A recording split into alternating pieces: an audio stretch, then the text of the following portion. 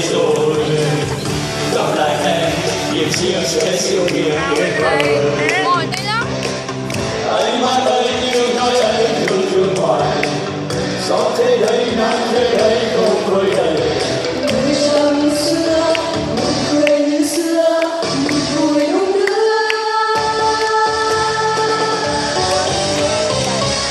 Vẫn như ngày nào, bao nhiêu năm từng muốn đến gần, còn nhiều năm từng muốn đến gần.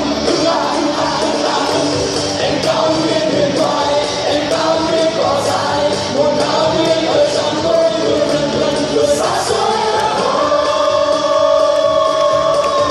Có tên hận, có cây gió, có nỗi nhớ không mang tên người ơi.